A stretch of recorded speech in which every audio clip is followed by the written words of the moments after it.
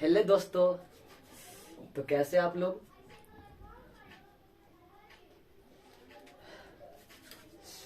आपका मेरे इस यूट्यूब चैनल पर स्वागत है।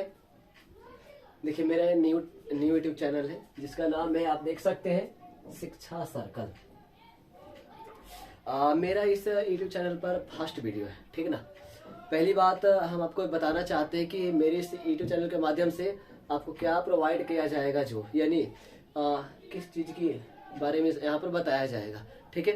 तो समझते जाएगा। जैसे सबसे पहली बात तो बेसिक से लेकर के आपको एडवांस लेवल तक अंग्रेजी ग्रामर बताया जाएगा, और साथ ही साथ ट्रांसलेशन 0 लेवल से बिल्कुल हाई लेवल तक, बिल्कुल ट्रांसलेशन मतलब कि पूरा इंग्लिश का जो नॉलेज है आपको यहाँ पर दिया जाएगा।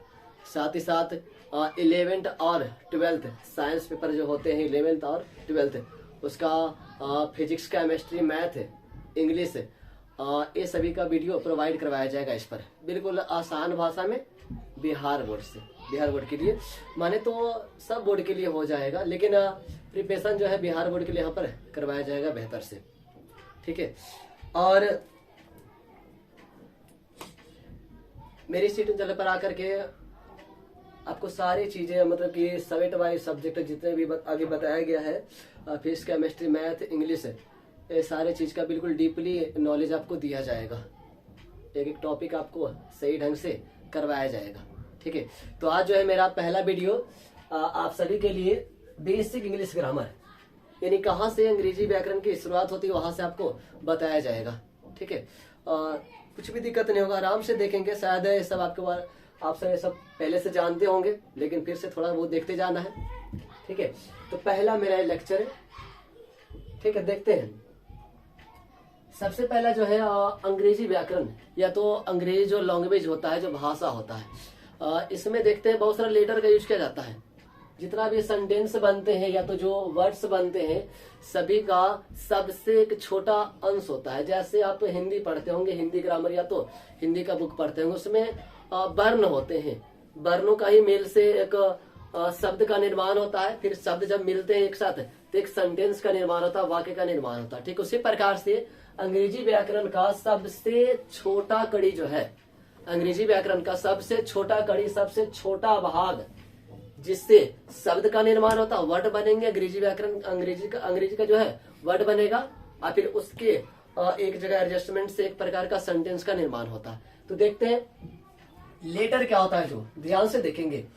कहा जा रहा है पर कि अंग्रेजी भाषा की वह सूक्ष्मतम इकाई, अंग्रेजी भाषा की वह सूक्ष्मतम इकाई जिससे वर्ड्स यानी शब्दों का निर्माण होता है, क्या कहे जाते हैं? लेटर कहे जाते हैं। बिल्कुल सिंपल है। हिंदी व्याकरण में आप सब पढ़े होंगे कि वर्ण क्या होता है। वर्ण उस मूल ध्वनि को कहते हैं जिसका खंड या टुकड़ा नहीं किया जा सके। साथ ही साथ वर्णों को एडजस्ट करने से, एक जगह सरियाने से एक शब्द का निर्माण होता है, जिसका एक निश्चित अर्थ निकलता हो, ठीक। उसी प्रकार से हाँ, क्या कहा जा रहा है, देखिए, अक्षर या वर्ण बोलिए। लेटर का हिंदी होता है अक्षर या वर्ण। तो हिंदी ग्रामर में जिस प्रकार से वर्ण होते हैं, उसी प्रकार से लेटर होता है। लेटर कहते हैं किसको? होता है अंग्रेजी व्याकरण की, अंग्रेजी भाषा की वह सूक्ष्मतम इकाई, वह छोटा सा अंश, जिससे किसका निर्माण होता है? शब्द का निर्माण होता है। उसे हम क्या कहते हैं? लेटर कहते हैं। कुछ है नहीं, जैसे एबीसीडी जो होता है उसी को हम लेटर कहते हैं। पूरा आप अंग्रेजी बुक ले लीजिए, अंग्रेजी ग्रामर ले लीजिए, सब में देखिए ए से लेकर जेड तक ही रहेगा, उसके अलावा कुछ भी होता है नहीं होगा। तो सारे को हम लेटर ही कहते हैं। एक से यानी एबीसीडी जो होता है ना, जेड तक, ये सभी को हम लेटर ही कहते हैं। ये आपका लेटर है। पूरा इतना मोटा मोटा, जितना भी मोटा मोटा आप अंग्रेजी का बुक देखिए, इसके अलावा कुछ मिलेगा नहीं, मिल सकता है। उसी को हम क्या बोलते हैं? लेटर बोलते हैं। और हम सब 2 तरह के लेटर का यूज करते हैं अपने लिखावट में। 2 तरह के लेटर का यूज करते हैं। अब जानते होंगे, एक कैपिटल लेटर होता है, एक स्मॉल लेटर होता है। देखिए, यहाँ कहा जा रहा है कि 82 टाइप्स, यानी यह 2 प्रकार के होते हैं। बिल्कुल सिंपल शब्दों में यहाँ पर बताया जाएगा, आपको बिल्कुल दिक्कत नहीं होगा।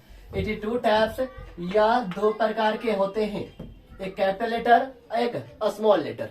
कैपिटल लेटर यानी जो बड़ के एबीसीडी होता है, बच्चा बहुत सिखाया जाता है बड़ के एबीसीडी, उसके बाद छोटके एबीसीडी। तो बड़ के एबीसीडी को हम क्या कहते हैं? Capital letter. और जो छोटके एबीसीडी होता है उसको क्या बोला जाता है? Small letter. और कुछ नहीं इसमें।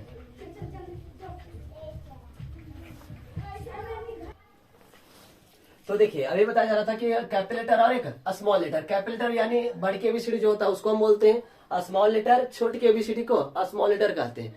बिल्कुल सिंपल है, सभी आप बचपन में ही पढ़े होंगे, नर्सरी क्लास से ये सब सिखाया जाता है। ठीक है, अब देखिए जिस प्रकार से हिंदी व्याकरण में वर्णों के समूह को हम क्या बोलते हैं, वर्णमाला, यानी सभी वर्ण को अगर एक साथ लिख दिया जाए, टोटल अगर हिंदी व्याकरण में देखा जाए तो टोटल वर्णों की संख्या लगभग 52 होते हैं। ठीक है, अगर उसको एक साथ लिख दिया जाता है तो उसको हम क्या बोलते हैं, वर्णमाला। ठीक, उसी प्रकार से वर्ण ही तो इंग्लिश में लेटर है, तो लेटरों का जो समूह होगा उसको हम क्या बोलेंगे, अल्फाबेट। हिंदी में वर्णमाला और अंग्रेजी में अल्फाबेट। देखिए लिखा हुआ है, अल्फाबेट क्या होता है, जो the group of the letters, यानी अक्षरों के समूह। अक्षरों के समूह को ही हम क्या बोलते हैं, वर्णमाला कहते हैं। देखिए लिखा हुआ है, अक्षरों के समूह को क्या कहा जाता है, वर्णमाला कहते हैं। बिल्कुल सिंपल है, यानी ये सारे एबीसीडी को अगर एक जगह एक साथ लिख दिया जाए, ए से लेकर जेड तक अगर एक साथ लिख दिया जाए तो उसके जो एक ग्रुप, एक प्रकार का ग्रुप बन जाएगा, लेटरों का एक समूह बनेगा, उसी को हम वर्णमाला कहते हैं। कुछ भी दिक्कत नहीं है, इस एबीसीडी को आप एक जगह लिख दीजिए एक साथ, उस सारे को हम वर्णमाला, मतलब कि वर्णमाला बोलेंगे उसके ग्रुप को। अब देखिए it is 26 in English grammar. कहा जा रहा है यहाँ पर कि यह जो है ना 26 होता है अंग्रेजी व्याकरण में। वर्णमाला कितना होता है, अल्फाबेट कितना होता है, बहुत बार पूछा भी जाता है आपसे, अल्फाबेट कितना होता है, 26। बच्चा से ही बताया जाता है, यानी एक माने तो बेसिक है, आज पहला क्लास से छोटा चीज हम बता रहे हैं, आप सभी जानते हैं सभी। It is 26 in English grammar, यानी यह 26 होते हैं। अंग्रेजी व्याकरण में वर्णमाला कितना होता है, 26 होता है, लेकिन हिंदी व्याकरण में वर्णमाला अगर देखा जाए, वर्णों की संख्या देखा जाए तो 52 होता है, वो अलग बात है। अब देखिए यह भी दो प्रकार के होते हैं। ये 26 लेटर में अल्फाबेट जो होता है 26 लेटर में मतलब दो प्रकार से उसको बांटते हैं हम सब, दो जगह दो तरह से उसको डिवाइड करते हैं। जैसे देखिए 82 टाइप्स या दो प्रकार के होते हैं। एक को बोला जाता है वोवेल और दूसरा को बोला जाता है कॉन्सोनेंट। अगर यहाँ बात हो वोवेल का, तब पता होगा आपको कि वोवेल देखिए 8 इज 5 इन इंग्लिश ग्रामर, या 5 होते हैं अंग्रेजी व्याकरण में। इसे इंग्लिश है जिसे ग्रामर, अंग्रेजी व्याकरण में यह कितना होता है, 5 होता है, ए ई आई ओ और यू। ये इंपॉर्टेंट है, इसको आपको ध्यान में रखना होगा कि अंग्रेजी व्याकरण में वोवेल 5 और कौन कौन होता है, ए ई आई और O U. A E I O U, बिल्कुल simple, A E I O U, ये सभी को हम वोवेल कहते हैं। अब बाकी जो बच गया, बताइए 5 तो चला गया, इसमें पूरा कितना था, पूरा था 26, इसमें से 5 हो गया वोवेल, बाकी कितना बचा 21। और बाकी जो बच जाता है उसको हम क्या कहते हैं, कॉन्सोनेंट। एक होता है वोवेल, एक होता है कॉन्सोनेंट, जिसको हम कहते हैं व्यंजन। अगर हिंदी व्याकरण की बात हो तो हिंदी व्याकरण में स्वरों की संख्या 11। आप हिंदी व्याकरण पढ़े होंगे तो उसे पता होगा आपको कि स्वरों की संख्या 11।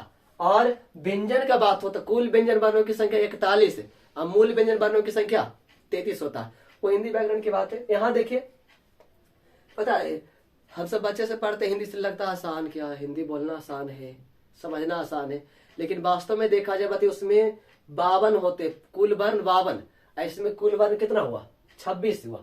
26 को जितना भी इधर उधर कर दे, टेढ़ा लंगा जो भी कर दे, और वो तो छोड़िए, उसके बाद हर्षी हर्षिकार दीर्घिकार सभी जो हुआ, जो अलग मात्राएं हुआ, जो अलग हिंदी व्याकरण में, इसमें कुछ भी नहीं है। सिर्फ ये से लेकर जेड तक जितना भी घोर आवे फोर आवे कुछ भी करे यही होता है, लेकिन हम सब दिमाग में बैठा रहते कि बड़ी हार्ड है, कुछ भी नहीं है। बस मेरे इस यूट्यूब पर जुड़े रहेंगे, बिल्कुल एकदम ईजी हो जाएगा अंग्रेजी, कहीं दिक्कत नहीं होगा फिर अंग्रेजी में। तो एक होता है वोवेल, इसकी संख्या 5, एक होता है कॉन्सोनेंट, 5 को छोड़िए बाकी कितना बचा आपका 21 यानी 21, कॉन्सोनेंट की संख्या 21 होता है। समझ रहे कि नहीं।